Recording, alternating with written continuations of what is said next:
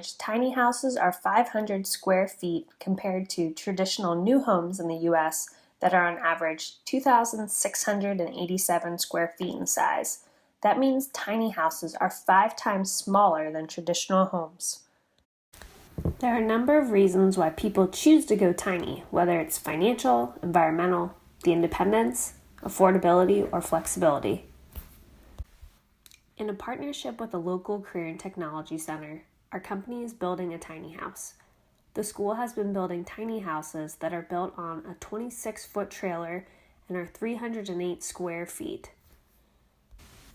As we consider what materials we could utilize to make this tiny house as efficient and sustainable as possible, I am pondering some alternative building materials and HVAC equipment.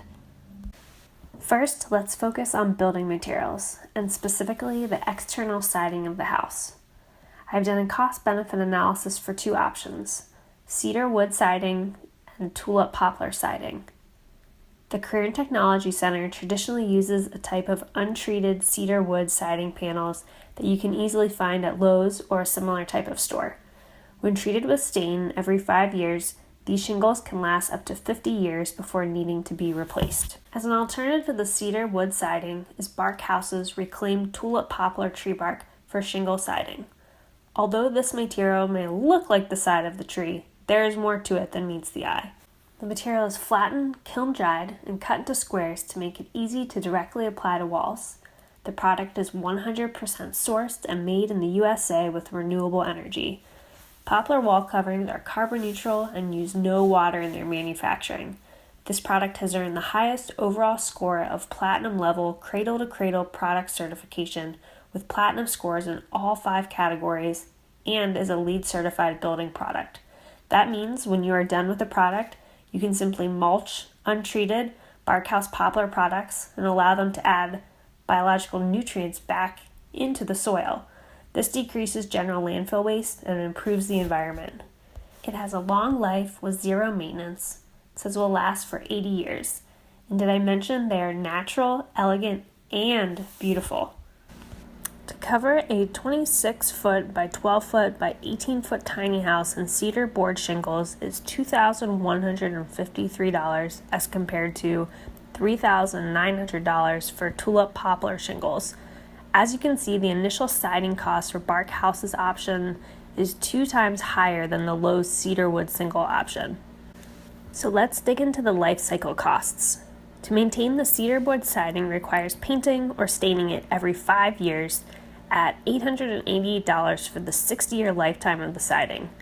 In comparison, the tulip poplar siding requires 0 maintenance and has no costs for upkeep.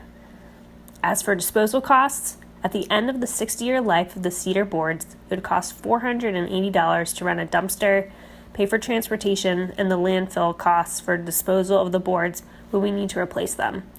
As for the tulip poplar siding, you can mulch the untreated product into your garden. There are no landfill or disposal fees. When you look at the lifetime cost of the 2 options without factoring other externalities, these options are very comparable, and arguable that the tulip poplar siding is the better long-term option if you factor in the 20-year maintenance difference, the cedar shingle replacement, and maintenance costs that would be incurred, but isn't factored into this model. The second area of focus is the heating, ventilation, and air conditioning, or HVAC system, and means for generating energy to run the system effectively, and as an option for it to be net zero energy usage. The tiny houses currently built by the CTC utilize a mini-split HVAC unit to heat and cool the interior space. I compared 3 options in my analysis. 1. A mini-split unit powered with traditional coal-fired electricity. 2. A mini-split unit powered by green electricity from the utility. And 3. A mini-split unit powered by green electricity from a solar array on the roof of the tiny house. I found a comparable ductless air unit that is properly sized for the 380 square foot space of the home and will be utilized in all 3 of the options, so that the only differentiator is the electricity source. The mini split system is 18,000 BTUs and a SEER rating of 21. In calculating the amount of electricity used by the mini split, I utilized the BTUs and SEER rating to determine the annual electricity usage of 2,263 kilowatt hours to then determine that we needed at least a 2.57 watt solar system to offset the electricity usage for heating and cooling the space based on annual operating hours of 12 hours per day, 60% of the days of the year.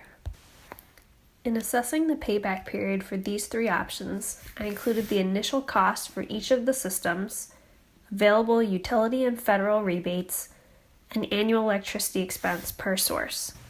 The traditional coal electricity price was not factoring the true cost to the public, so I added a total of 18 cents per kilowatt hour to the first option's annual prices. To estimate electricity costs for the coming years to determine the payback period, I added an increase of 2 cents per year after the fixed rate contract periods ended.